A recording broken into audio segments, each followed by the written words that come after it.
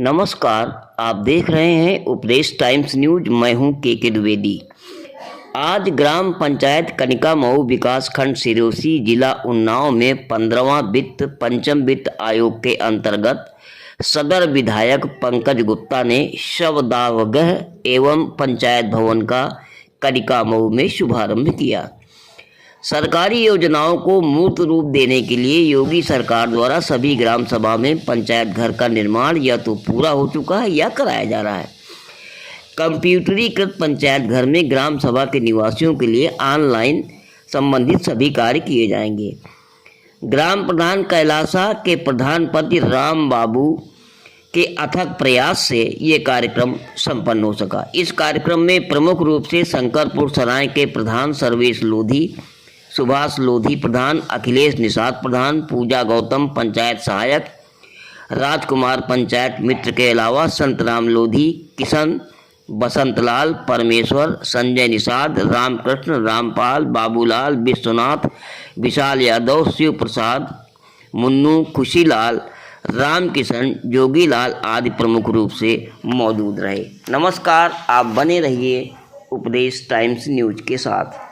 विधायक जी, आज आपने स्मशान घाट और पंचायत भवन का उद्घाटन कहा, क्या करेंगे? कुछ शिकायतें भी लोगों की हैं कि बाहर के लोग ज़मीनों पर कब्जा कर रहे हैं, कुछ के राशन कार्ड में दिक्कत है, कुछ को राशन में दिक्कत है, क्या कहेंगे? देखिए, सबसे पहले उत्तर प्रदेश की सरकार, मुख्यमंत्री योगी आदित्यनाथ जी का, प्रधानमंत्री मोदी जी का धन्यवाद देते हैं कि भारत जो गाँवों का देश कहा जाता है, गाँव कहीं ना कहीं हमारे विकास के काफ़ी पीछे छूट गए थे। उन गांवों में विकास की एक प्रकार से प्रतिस्पर्धा उत्पन्न करने का काम योगी आदित्यनाथ जी ने और मोदी जी ने किया।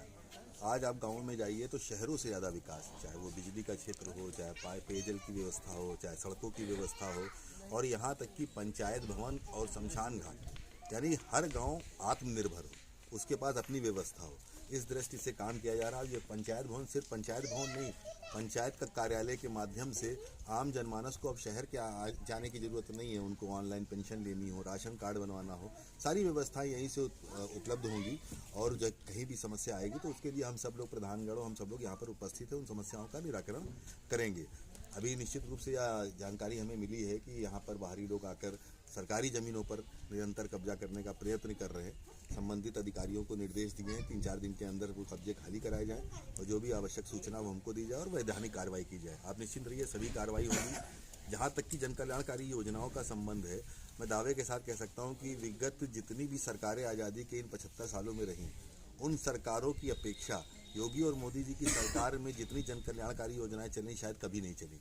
आम जनमानस को प्रत्येक योजनाओं का लाभ मिले, इस दृष्टि से लगातार हम सब लोग भी जागरूक किया करते हैं। अब किसी को सिलेंडर है, किसी को शौचालय, किसी को आवास, किसी को पेंशन, किसान सम्मान निधि, कर्जा माफ़ी करने का काम, आयुष्मान कार्ड के माध्यम से बीमारी का इलाज कराने का काम, घर घर बिजली देने का काम, ढेर सारी योजनाएं चल रही।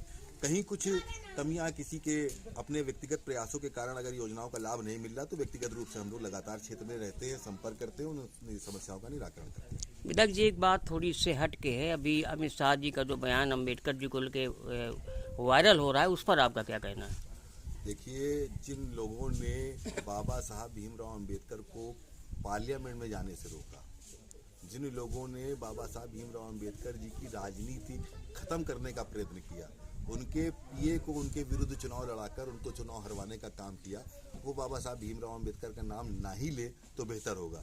भारतीय जनता पार्टी की सरकार, हम लोग संविधान को मानकर चलने वाले लोग हैं, संवैधानिक व्यवस्थाओं को मान्यता देने वाले लोग हैं, और जो सम्मान मोदी जी के नेतृत्व में भारत सरकार ने बाबा भीमराव अम्बेडकर जी का किया, शायद आज़ादी के इन 75 सालों में किसी सरकार ने नहीं किया। पंचतीर्थ का निर्माण, जहाँ वो जन्म लिए, जहाँ वो पढ़ाई किए, जहाँ वो रहे, जहाँ विदेश जाके पढ़ाई किए, उन सारे स्थानों को पंचतीर्थ के नाम से घोषित करके उन पे एक प्रकार से लोगों को जागरूक करने का काम, प्रेरणा देने का काम मोदी जी ने किया। तो हमको तो हृदय से मोदी जी का और अमित शाह जी का धन्यवाद देना चाहिए कि बाबा साहब भीमराव अम्बेडकर जी के सपनों को साकार करने का वो काम कर रहे हैं। लेकिन विधायक जी, तमाम जो पिछड़े वर्ग के लोग हैं, ये सब बड़ा विरोध कर रहे हैं, देश में तमाम आंदोलन भी हो रहे हैं, बराबर गृह मंत्री जी से माफ़ी मांगने की मांग की जा रही। तो आप इस बयान को देखते कैसे हैं? आप इसे सही मानते हैं या गलत मानते हैं? जाकी रही भावना जैसी, प्रभु मुहूर्त देखी तिन तैसी।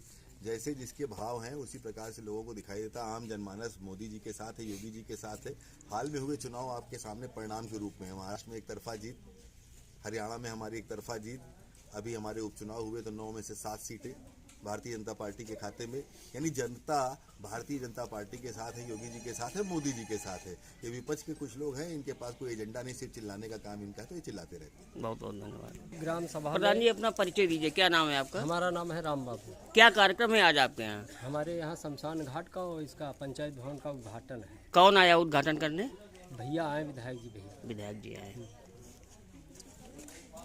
प्रधान जी क्या कहेंगे आज शमशान घाट का और पंचायत भवन का? योगी सरकार निरंतर इस तरह की योजनाओं में लोगों को लाभान्वित कर रही है। पंचायत भवन पहले कभी कुछ और तरह के होते थे, लेकिन अब आधुनिक है, क्या कहेंगे? ये हमारी भारतीय जनता पार्टी की जो माननीय योगी जी की और मोदी जी की सरकार है, और ये सबका साथ सबका विकास लेके ही काम करती है। और सबसे ज़्यादा तो हम लोग इतने बड़े नेता नहीं, लेकिन हम तो अपने मार्गदर्शक, हमारे पारिवारिक, हम तो गुरु और हमारे पिता तुल्य माननीय विधायक जी, सारे विकास जो लोग हम लोग क्षेत्रीय लोग हैं, सब लोग नई बार पहली बार प्रधान बने और सभी लोग नए हैं।